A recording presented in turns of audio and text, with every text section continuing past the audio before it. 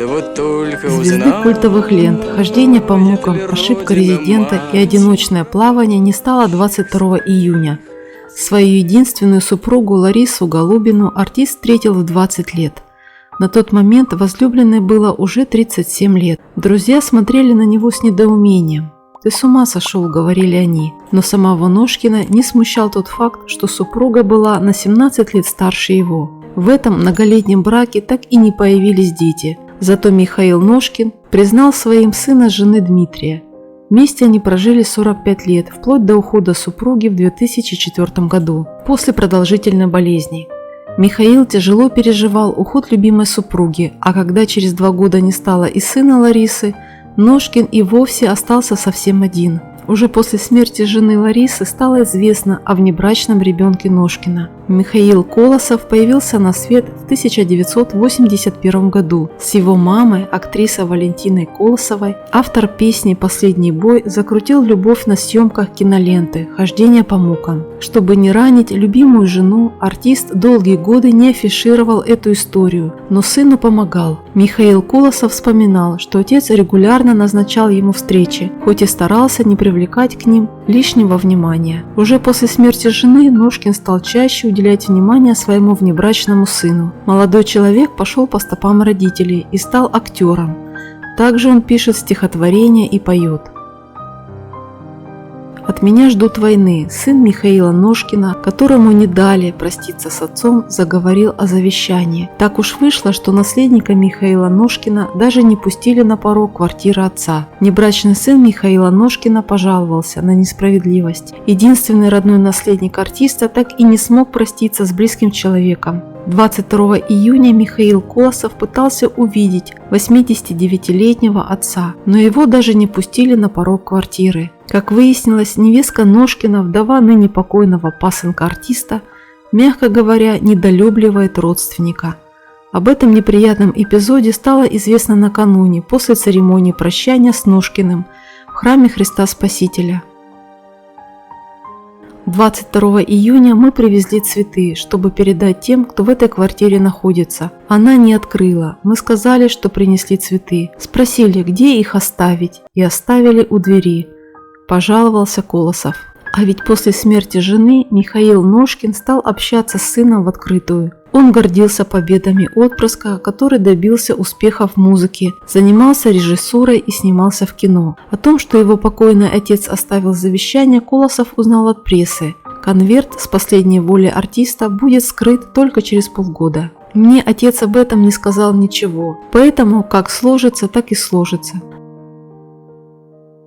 За что-то бороться, претендовать на что-то. От меня ждут войны. С кем-то, но этого не будет. Пусть каждый будет счастлив по-своему. Он подарил мне самое главное – жизнь и талант. Этого достаточно для того, чтобы ни в чем не нуждаться, признался Михаил Колосов. Как сообщили в семье, причиной смерти 89-летнего артиста стала именно продолжительная болезнь. Последние дни дались нелегко. По словам близких, он почти потерял речь, отказался от воды и пищи, а его состояние постепенно угасало. Ножкин впал в кому и скончался дома на руках у 79-летней невестки Лидии Кудрявцевой, вдовы его пасынка.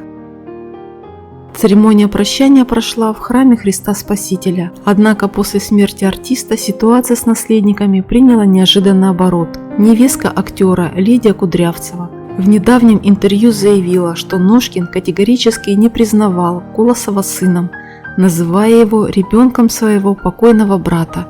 При этом женщина упомянула о существовании совершенно другого внебрачного сына, тоже по имени Михаил, с которым артист якобы действительно общался и которого принимал. С Владимиром Ивановичем, братом отца, я хорошо был знаком. С ним дружила моя мама, навещала в НИИ Склифосовского, где он работал, и меня иногда брала с собой. Но у дяди Володи была своя семья.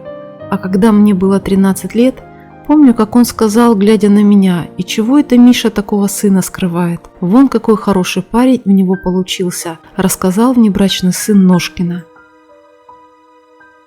Хотя коллеги и близкие в один голос называли Михаила Ножкина бескорыстным, который часто выступал бесплатно, за долгую творческую жизнь он сформировал внушительное наследство. В него входят квартира в престижном районе возле метро «Аэропорт» в Москве, загородный дом в подмосковном селе Иславское, а также авторские права на стихи и музыку. Поскольку законная супруга и пасынок артиста давно ушли из жизни, юридическая судьба этого имущества зависит от одного документа. По словам невестки, актер должен был оставить завещание. Если бумага существует, все активы перейдут указанным в ней лицам. Если же завещание не обнаружат, в дело вступит закон об очередях наследования. В таком случае обоим претендентам, называющим себя внебрачными сыновьями, предстоит пройти процедуру ДНК-экспертизы. Тот, кто сможет официально подтвердить биологическое родство с народным артистом, получит первоочередное право на все его имущество.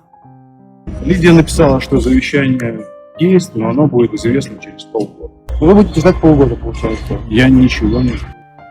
25 июня состоялось прощание с народным артистом Михаилом Ножкиным. Как мы уже говорили, траурная церемония прошла в Нижнем храме Кафедрального собора Христа Спасителя.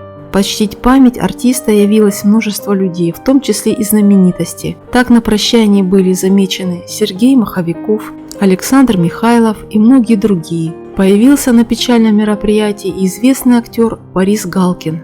В какой-то момент он подошел к гробу Михаила Ножкина и опустился перед ним на колени. И долго-долго плакал. Самым драматичным моментом церемонии стало появление в зале Нижнего храма внебрачного сына артиста Михаила Колосова, чье существование Ножкин скрывал от широкой публики на протяжении десятилетий. На похоронах отца Михаил Колосов старался держаться в стороне. Мужчина подошел к гробу в темных очках, которые не смогли скрыть опухшего от слез лица, и расплакался на глазах у присутствующих. Михаил произнес совсем немного слов, но в них уместилась вся боль утраты и огромная благодарность. Сквозь слезы он тихо сказал: «Папа, спасибо за все».